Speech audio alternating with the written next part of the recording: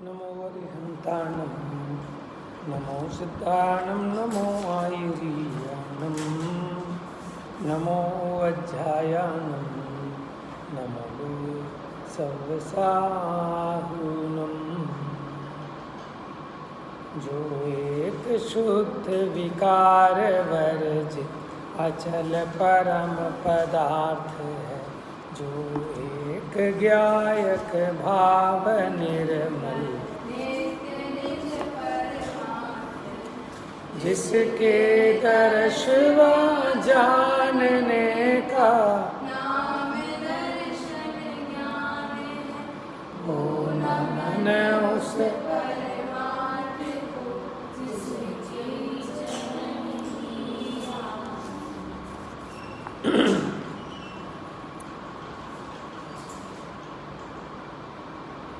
एक प्रश्न लिखिए। वो हमने लिखवाया था ना, पंडित टोडरमल जी के अनुसार निश्चय व्यवहार का स्वरूप लिखवाया था क्वेश्चन। पंडित टोडरमल जी के अनुसार मोक्ष मार्ग प्रकाशक में निश्चय व्यवहार का स्वरूप स्पष्ट करें। उसी में एक और ऐड कर लो, उदाहरण सहित। बस उसी क्वेश्चन में आगे लिख लो उदाहरण सहित। मैंने आपको तीनों पॉइंट के उदाहरण बताए थे ना, स्वाद्रव्य परद्रव्य, ठीक है। जैसे जीव को पंचेंद्रिय कहना, मनुष्य जीव कहना, उनके भावों को, जैसे जीव को गोरा काला कहना,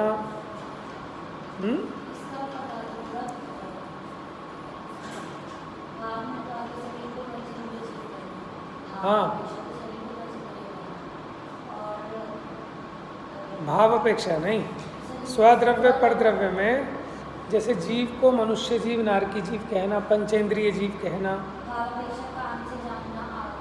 हाँ, भाव अपेक्षा कैसा कि जीव को गोरा काला, मोटा पतला कहना, अथवा आँख जानती है, नाक जानती है, ठीक है, कान जानते हैं, ऐसा कहना।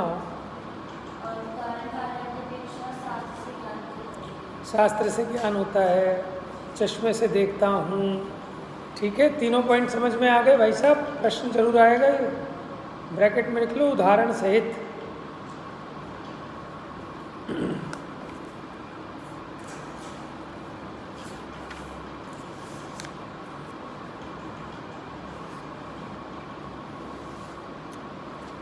अब देखिए, कुछ इम्पोर्टेंट बात प्रारंभ हुई थी।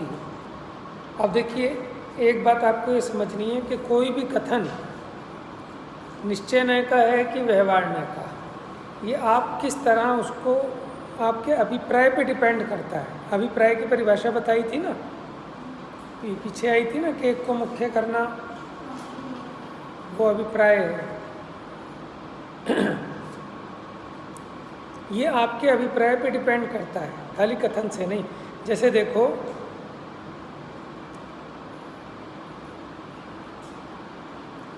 आत्मा रागी है, ये निश्चय नय का कथन है कि व्यवहार नय का? बताओ, लिख लो ये प्रश्न। आत्मा रागी है,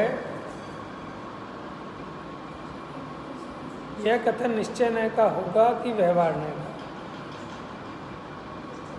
निश्चय नय का। अब बताते हैं ना, स्पष्ट करें।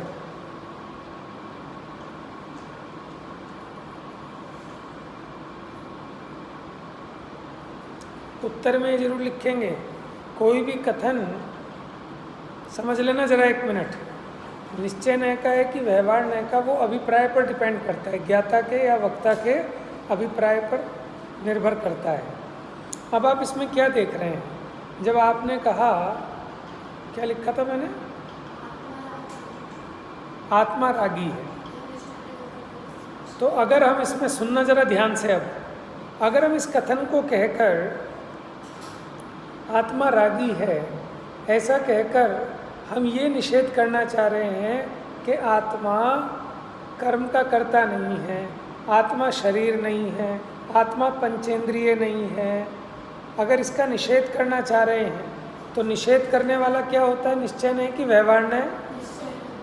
तो इसलिए तो ये निश्चय नय का कथन है, समझना बात को। और अगर हम ये कह रहे हैं इसके सामने कि आत्मा ज्ञानी है कि रागी है, तब आत्मा रागी है, ये व्यवहार नय का कथन हो जाएगा। क्योंकि ज्ञानी ये आत्मा का स्वाभाविक स्वरूप है, त्रिकाल स्वरूप है। और राग आत्मा का विकारी भाव है, उसके साथ क्षणिक तादात्म्य है। अच्छा ये बताओ, हम अंदर हैं कि बाहर हैं? जहाँ हम बैठे हैं हम अंदर हैं कि बाहर हैं? बताओ बेटा। अंदर। तो अंदर आप कह रहे हो बाहर वाले दरवाजे की अपेक्षा आप कह रहे हो अंदर, लेकिन हम उसके अंदर एक कमरा और है, उसकी अपेक्षा अगर देखेंगे तो हम बाहर हैं। जैसे किसी के घर में घुसते ही 3 कमरे हैं, सबसे पहला कमरा, फिर उसके अंदर दूसरा कमरा, फिर उसके अंदर तीसरा कमरा। अब अगर कोई बीच के कमरे में है तो बाहर वाले कमरे की अपेक्षा बीच के कमरे में है वो अंदर है, और अगर उससे अंदर वाले कमरे की अपेक्षा अगर आप देख रहे हैं उस कमरे में तो कहेंगे अरे वो बाहर है। बात समझ में आ रही है आपको? ये बहुत इम्पोर्टेंट बात है। इसका नाम है अभिप्राय, कि आप उसमें क्या देख रहे हैं। आप किसी अन्य उससे नीचे वाले कथन का निषेध देख रहे हैं या उस वस्तु का प्रतिपादन देख रहे हैं, क्योंकि व्यवहार प्रतिपादक होता है, निश्चय निषेधक होता है। समझना एक मिनट। अगर वो कथन कहकर हम निषेध कर रहे हैं व्यवहार के कथन का, तब तो वो निश्चय न कहलाएगा। समझ में आ रही है? बहुत इम्पोर्टेंट बात है। और वो कथन कहकर हम निषेध नहीं कर रहे, लेकिन वस्तु के स्वरूप को प्रतिपादित कर रहे हैं, परमार्थ के समीप ले जा रहे हैं। ठीक है? आत्मा। अब ऐसे कथन आपको जिनागम में बहुत मिलेंगे। लोग कहते हैं कहीं तो आत्मा को राग का निश्चय से करता लिखा, कहीं व्यवहार से करता लिखा। तो आपको समझना पड़ेगा कि प्रकरण क्या चल रहा है, किस अपेक्षा है। लिखिए ज़रा। प्रवचन सार गाथा 189 आपका फैक्ट है। प्रवचन सार गाथा 189 में आत्मा को निश्चय न से राग आदि का कर्ता कहा। ठीक है? तो ये प्रश्न आपका स्पष्ट हो गया कि कोई भी एक कथन, हाँ, प्रवचन सार गाथा 189 में लिख लो बेटा। क्या हुआ? जाना है?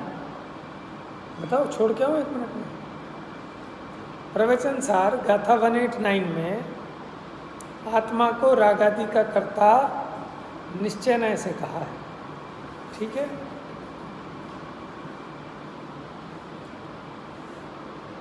और भी अन्य अनेक जगह पर ऐसा कथन है। समय सार में भी है कि आत्मा परद्रव्य का कर्ता नहीं है, अपने विकल्प का ही करता है। रागी अपने राग रूप विकल्प का करता है, ज्ञानी अपने ज्ञान विकल्प का करता है। परद्रव्य का कर्ता ना तो ज्ञानी है और ना अज्ञानी। बात समझ में आ रही है आपको? तो नए चक्र पढ़ने वालों को ये कन्फ्यूज़न नहीं होना चाहिए कि हम तो कन्फ्यूज़ हो गए, कहीं पे कह रहे हैं वही कथन निश्चय न का है, कहीं पर कह रहे हैं व्यवहार न का है। ये आपका देखने का नज़रिया है। आपकी मम्मी भी कभी आप कहते बेटा तू इतनी बड़ी हो गई, अब तक अकल नहीं आई तेरे को, और कभी कहती है तू बेटा अभी छोटी है। तो आप लड़ते हो मम्मी आज फाइनल कर दो कि मैं बड़ी हूँ कि मैं छोटी हूँ। आपने बड़ा दुखी कर दिया। तो फाइनल कैसे हो सकता है? वो वर्क पे डिपेंड करता है। आप कहो मैं अकेली जा रही हूँ कहीं बाहर, मैं कहेगी बेटा अभी छोटी है, अभी ऐसे नहीं जाते। और आप घर पे अपना खाना भी ना बना पाओ, माने अपने कपड़े भी ना धो पाओ, ठीक है, अपना पानी पी के गिलास भी ना रख पाओ, तो मम्मी कहेगी कि इतनी बड़ी हो गई। ठीक है? तो किस अपेक्षा बड़ी है, किस अपेक्षा छोटी है? हमें कथन के पीछे नहीं उलझना, उस कथन के पीछे के अभिप्राय को, इंटेंशन को पकड़ना। कथन तो हमारे भावों के संप्रेषण का एक माध्यम है। जो वचन है वो हमारी भाव अभिव्यक्ति का एक माध्यम है। अब उसके पीछे आपके क्या भाव हैं, ठीक है, उस पर डिपेंड करता है कि कथन निश्चय न का है कि व्यवहार न का। हम कैसे पहचानेंगे? हम प्रकरण के अनुसार पहचानेंगे। जब जैसा प्रकरण चल रहा होगा उसके हिसाब से ही तो अर्थ होता है। बच्चे ने पूछा कि मम्मी कुछ है क्या खाने को? ठीक है, तो मैंने कहा हाँ, तेरे बाप ने लाके लड्डू पेड़े रख रखे हैं, खा ले। अब माँ ने ये जो कहा, हाँ रखा है, तेरे बाप ने लड्डू पेड़े लाके रख रखे हैं, खा ले तेरे लिए, तो बच्चा चुपचाप बैठ जाएगा कि ढूंढने जाएगा? समझ में आया? अब डिपेंड करेगा सिचुएशन क्या है, सरकमस्टांसिस क्या है, मम्मी की टोन क्या है, उसका टेक्सचर क्या है। समझ जाते हैं कि नहीं समझ जाते? बच्चा सामान लेके आया, उससे सामान मंगाया था मम्मी ने, जा बाजार से गेहूँ लिया, चावल लिया, दाल लिया, ये लिया, वो लिया। पहले रो रो के झीक झीक के तो गया, मार पीट के उसको भेजा। अब लेके आ गया कि मम्मी सामान कहाँ रखूँ? मम्मी ने कहा मेरे सर पे रख दे। तो कथन क्या है? मेरे सिर पे रख दे। और ज्ञानम जैसा बच्चा हुआ समझदार, तो उसने सिर पे रख दिया। तो मम्मी क्या कहेगी? समझ गए क्या होगा फिर? महाभारत। तो अब ये बताओ, अब वो बच्चा कहता है मेरी क्या गलती है, आपने ही तो कहा था सिर पे रखते हैं। अरे भाई सिचुएशन समझो, मम्मी बहुत बिजी थी, देर हो रही थी, ठीक है, मम्मी कपड़े धो रही थी, गर्मी इतनी थी, वो हैरान परेशान थी, खाने को लेट हो रही थी, पापा को ऑफिस जाना था, बच्चे को स्कूल जाना था, उस पर भी तो यहाँ आके बाथरूम में पूछ रहा है कहाँ रखूँ? तो मेरे सिर पे रखेगा क्या? किचन में रख। बात समझ में आ रही है? तो कथन वही का वही होने पर भी उस कथन का अभिप्राय क्या है, उसकी क्या स्टाइल है, क्या टोन है, उसके हिसाब से हम अर्थ ले लेते हैं ना। जैसे आप लेट आए, अरे आइए आइए, आप ही का इंतज़ार था, बहुत जल्दी आ गए आप। कह क्या रहे हैं? आइए आइए, आप ही का इंतज़ार था, बहुत जल्दी आ गए। समझ में आया? अब क्या समझे इससे? कोइंसिडेंस है, मुझे नहीं पता था ये आ गई है। समझ में आया? बच्चा क्या कहता है? Sorry sir, sorry sir. अरे हम तो कह रहे हैं तुम जल्दी आ गए।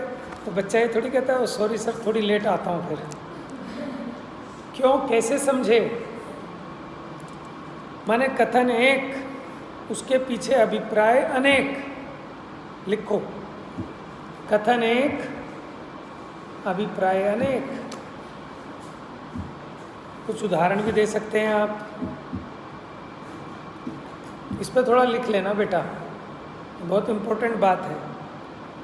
ये डिपेंड करेगा सरकमस्टांस क्या है, संदर्भ क्या है, प्रकरण क्या है, उसके हिसाब से उस कथन का अर्थ ग्रहण किया जाएगा। ज्ञानम जैन, समझ में आ रहा है? इसी प्रकार ये वाक्य निश्चय नय का है कि व्यवहार नय का, वो कैसे पता लगेगा? उसके प्रकरण से। समझ में? प्रकरण क्या चल रहा है, कि हम उससे नीचे वाले व्यवहार का निषेध कर रहे हैं कि उससे आगे वाले के प्रतिपादन के लिए भूमिका तैयार कर रहे हैं। ठीक है, अगर निषेध कर रहा है तो वो कथन होगा परमार्थ का। जैसे आत्मा में न ज्ञान है, न दर्शन है, न चारित्र है, ये कथन निश्चय नय का क्यों हो गया? क्योंकि इसने जो व्यवहार का कथन था कि आत्मा में ज्ञान है, दर्शन है, चारित्र है, इसका निषेध किया। अब कोई कहे आत्मा में राग है, द्वेष है, मोह है, अब उसके लिए हम कथन करें कि आत्मा में ज्ञान है, दर्शन है, चारित्र है, माने हम ये कहना चाहते हैं आत्मा में मोह राग द्वेष नहीं है, ज्ञान दर्शन चारित्र है। तो आत्मा में ज्ञान है, दर्शन है, चारित्र, ये कथन हो जाएगा निश्चय नय का। ठीक है, और जब हम इसका निषेध कर देंगे अगले वाले कथन से कि आत्मा में ज्ञान नहीं है, दर्शन नहीं है, चारित्र नहीं है, तो ज्ञान नहीं है, दर्शन नहीं है, चारित्र नहीं है, कथन हो गया निश्चय नय का। और ज्ञान है, दर्शन है, चारित्र है, वो उसका वस्तु को समझाने के लिए किया गया कथन था, प्रतिपादन करने के लिए था, न कि वो बाहर वाले कथन का निषेध करने के लिए। तो कब कौन सा वाक्य निश्चय नय के खाते में आ जाएगा, कब कौन सा व्यवहार नय के, ये वक्ता के अभिप्राय पर और ज्ञाता के अभिप्राय पर निर्भर करता है। ठीक है, ये महत्वपूर्ण बिंदु है, मैं चाहता हूँ आप इस पर लिखें थोड़ा सा कुछ। कैसे एक ही कथन या कथन एक, अभिप्राय अनेक, डिपेंड करता है कि आपके संदर्भ पर, प्रकरण पर, वक्ता की इंटेंशन पर, ज्ञाता की इंटेंशन पर। कि क्या उसका मीनिंग। कई बार गड़बड़ हो जाती है ना, तो हम तो कुछ कहना चाह रहे थे, सामने वाला बुरा मान जाता, तो उसको समझाते मेरे कहने का मतलब ये नहीं था, कि कथन तो तुम्हारा ऐसा ही था, कि कथन भले आपको ऐसा लगा हो, लेकिन हमारी कोई टोन में या कुछ उसमें गड़बड़ हो जाती है ना, तो कई बार तो आप कुछ भी किसी को ताना मारते हो तो हंस के निकाल देता है, और कई बार वो दिल पे ले लेता है।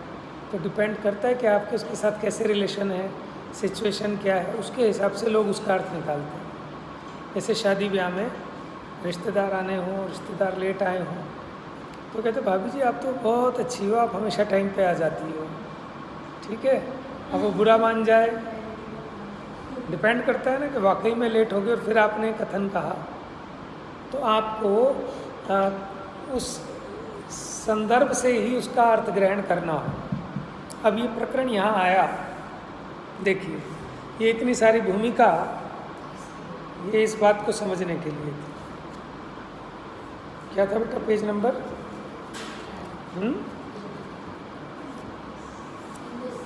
बस अभी तक 29 नंबर पे पहुँचे। चलो, लेकिन ये है ना कि हमने छोड़ा कुछ नहीं है इसमें, एक एक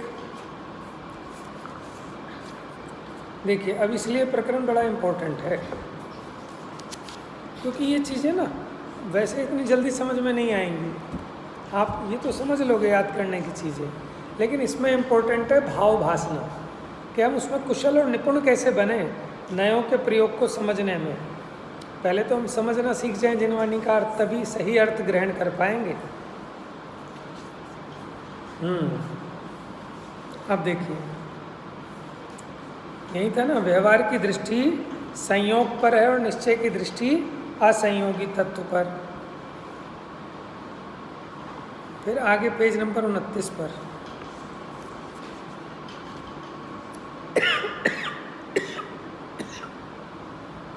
दोनों का कंपैरिजन किया, 27वीं और 7वीं गाथा का। क्या कह रहे हैं? 27वीं गाथा में इसमें एक बात और बताई थी, व्यवहार न्याय के 2 काम है। लिखवा दिया था मैंने क्वेश्चन, व्यवहार न्याय का कार्य क्या है, कि जो भिन्न है उनमें अभेदता कहना, और जो एक अखंड है उसमें भेद करके कहना। तो भेद करना भी और अभेद करना भी दोनों व्यवहार न्याय के कार्य हैं। उदाहरण दे दिया 27वीं गाथा में पर से अभेद किया, और 7वीं गाथा में एक अखंड वस्तु में ही भेद डाल के समझाए, आत्मज्ञान है, दर्शन है, चारित्र है। इस प्रकार व्यवहार का कार्य निज में भेद और पर से अभेद करके समझाना है, और निश्चय का कार्य पर से भेद और स्व से अभेद करना है। यही इनके परस्पर विरोध का रूप लिखवाया था हमने प्रश्न।